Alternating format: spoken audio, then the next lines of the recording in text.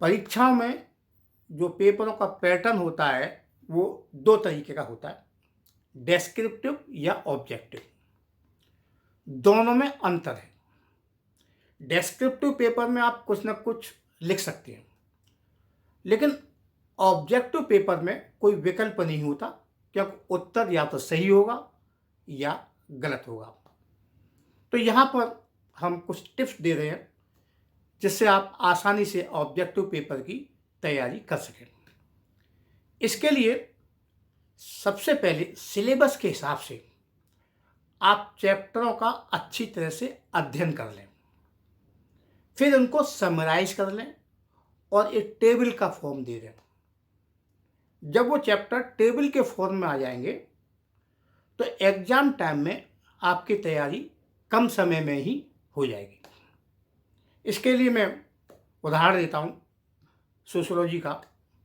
इसमें एक पेपर है सोशल थॉट। सामान्यतः ये बीए थर्ड ईयर में और एमए प्रीवियस में होता है। तो इसमें आप 8 कॉलम बना लीजिए।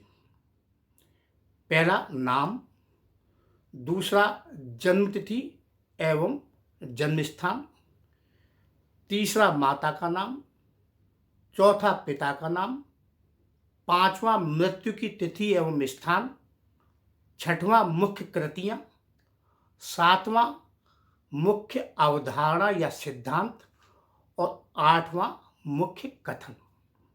अब जैसे उदाहरण के लिए दुर्खी में, तो पहला नाम के आगे 1 नंबर दुर्खी में, फिर दूसरे में जन्मतिथि और उनका जन्म स्थान लिखा जाएगा, तीसरे में उनकी माता का नाम, चौथी में पिता का नाम, पांचवें में कब और कहाँ उनकी मृत्यु हुई, छठवें में उन्होंने कौन कौन सी किताबें लिखी, पुस्तकें लिखी, और सातवें में उन्होंने कौन कौन सी अवधारणाएं दी या सिद्धांत दिए, जैसे आत्महत्या का सिद्धांत आप लिख लीजिए।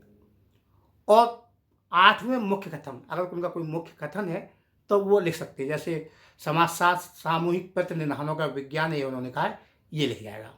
फिर दुर्खी के बाद अगला ले लीजिए, वेबर है या कार्ल मार्क्स है। इस तरह से आप एक टेबल बना लीजिए, तो 2-3 पेज में ये टेबल हो जाएगी और आपका एक पेपर पूरा तैयार हो जाएगा।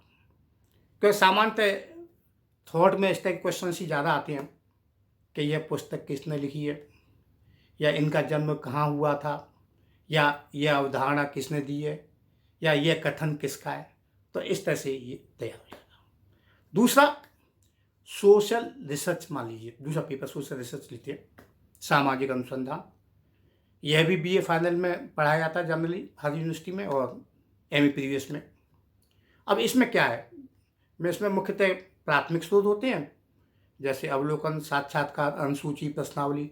द्वितीयक स्रोत होते हैं, व्यक्तिगत प्रलेख और सार्वजनिक प्रलेख, अंतर्वस्तु विश्लेषण, निदर्शन, सैंपलिंग। अब इन चैप्टर को आप तैयार कर लीजिए। और टेबल कैसे बनाएंगे थोड़ा सा मैं बता देता हूँ। जैसे इसमें 6 आप कॉलम बना लीजिए। पहला विषय, दूसरा परिभाषा, मुख्य परिभाषाएं कह लीजिए, तीसरा नाम और पुस्तक, चौथा प्रकार और ब्रैकेट में डाल लीजिए समाजशास्त्री का नाम, पांचवा लाभ या उपयोगिता, और छठवां दोष या सीमा। अब जैसे उदाहरण के लिए विषय में पहला आपने ले लिया अवलोकन। अब अवलोकन की जो परिभाषाएं 1 या 2 या 3 वो इस दूसरे कॉलम में डाल दीजिए परिभाषा। जनरली ये परिभाषा पीवी यंग ने या गुड एंड हट ने दी है, तो उनकी परिभाषा डाल दीजिए। तीसरे कॉलम में किसने दी है, पीवी यंग ने दी है तो उनका नाम आ जाएगा, और किस किताब में दी है उस किताब का नाम आ जाएगा। चौथे में प्रकार। अब मान लीजिए अवलोकन कर रहे हैं आप, तो अवलोकन के जो प्रकार है वो प्रकार लिख दीजिए, और ये प्रकार किसने बताए ब्रैकेट में ये लिख दीजिए। फिर लाभ क्या है, पॉइंट्स में, छोटे छोटे पॉइंट्स में लाभ लिख दीजिए, और छठवें में उसके दोष लिख दीजिए। हो गया आपका तैयार। 2-3 पेज में ये सारी चीज़ें आ जाएंगी। इसके साथ एक छोटी सी टेबल और बना लीजिए, क्योंकि इसमें कुछ क्वेश्चन ऐसे भी आते हैं कि यह सूत्र किसका है या इसका सूत्र क्या है बताइए। तो इसमें आप ऐसा कीजिए, लेफ्ट हैंड पे ऊपर से नीचे की तरफ आप विषय डाल लीजिए, जैसे समांतर माध्य, माध्यिका, बहुलक और जो आपके सिलेबस के हिसाब से हो। और ऊपर 3 कॉलम बना लीजिए, इंडिविजुअल सीरीज, सिंपल सीरीज जिसे कहते हैं, और डिस्क्रीट सीरीज, और तीसरी कंटिन्यूस सीरीज क्लास इंटरवल वाली। अब समांतर माध्यम मान लीजिए, तो इंडिविजुअल सीरीज में जो फॉर्मूला होता है वो उसके आगे लिख दीजिए, डिस्क्रीट सीरीज में जो फॉर्मूला होता है वो उसके आगे लिख दीजिए, और कंटिन्यूस सीरीज में जो फॉर्मूला होता है वो उसके आगे लिख दीजिए। एक छोटी सी टेबल बन गई। तो इस तरह से 4-5 कागजों में, 4-5 पेपरों में या शीट में आपका ये पेपर तैयार हो जाएगा। इसी आधार पर आप अन्य पेपरों की तैयारी कीजिए। इसमें मैं एक उदाहरण बता देता हूँ। जैसे एक पेपर है सामाजिक परिवर्तन एवं सामाजिक नियंत्रण। इसमें आप 5 कॉलम बना लीजिए। पहला विषय, दूसरा परिभाषा या सिद्धांत के लिए, तीसरा नाम और पुस्तक का नाम, चौथा प्रकार और ब्रैकेट में समाजशास्त्री का नाम, किस समाजशास्त्री ने दिया है, और 5वां मुख्य विशेषता या लक्षण। अब उदाहरण के लिए विषय है सामाजिक नियंत्रण का, आप चैप्टर पढ़ रहे हैं तो सामाजिक नियंत्रण। अब उसकी परिभाषा लिख लीजिए नीचे, और ये किसने दिया है सिद्धांत या परिभाषा, मान लीजिए रॉस ने दी है तो रॉस का नाम लिख जाएगा, किताब का नाम लिख जाएगा जिस किताब में इन्होंने दी है। और उसके बाद सामाजिक नियंत्रण कितने प्रकार का होता है, तो चौथे कॉलम में प्रकार आ गए। सबने अलग अलग प्रकार दिए होंगे, 2-3 लोगों ने, या जितने भी लोगों ने दिए हों उनके प्रकार लिखिए, और ब्रैकेट में किसने ये प्रकार बताए हैं। औपचारिक अनौपचारिक सामाजिक नियंत्रण हो गया, या सकारात्मक और नकारात्मक सामाजिक नियंत्रण हो गया, ये कॉलम हो गए।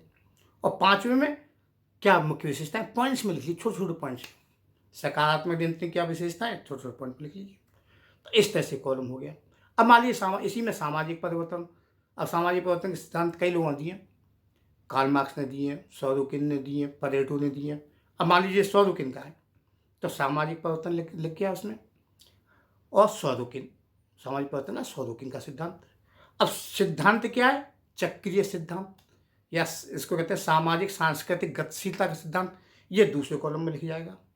तीसरा किस किताब में उन्होंने दिया है, तो सोशल एंड कल्चरल डायनेमिक्स, किताब का नाम लिख जाएगा। प्रकार में कितने प्रकार के बताए हैं, तो इसमें 3 प्रकार के बताए हैं, भावात्मक, चेतनात्मक और आदर्शात्मक। अब इनकी विशेषताएं पॉइंट्स में लिख दीजिए। तो इस तरह से ये पेपर आप तैयार कर लेंगे। तो इस आधार पे आप अपने जो पेपर हैं, बीए में 2 होते हैं और एमए में 4 होते हैं, इनकी तैयारी आप ऑब्जेक्टिव के आधार पर कर लीजिए। हाँ, एक काम और कर लीजिए, जो पेपर आप पढ़ रहे हैं उस जब पेपर पढ़ते हैं तो आपके सामने किताबें आती हैं कि इस लेखक ने या इस विद्वान ने इस किताब में ये कहा है, तो उनकी एक लिस्ट बना लीजिए, विद्वान एक साइड में और दूसरी साइड में उनकी किताबों के नाम। तो कई बार ऐसे क्वेश्चंस भी आ जाते हैं कि ये पुस्तक किसने लिखी है, इसके लेखक कौन है। तो इस तरह से ये आपका पेपर तैयार हो जाएगा। तो इस आधार पर आप ऑब्जेक्टिव क्वेश्चंस पेपर की तैयारी कर सकते हैं। फिर किसी अगले विषय पर आपसे जल्दी भेंट होती है, तब तक आप इंतजार कीजिए।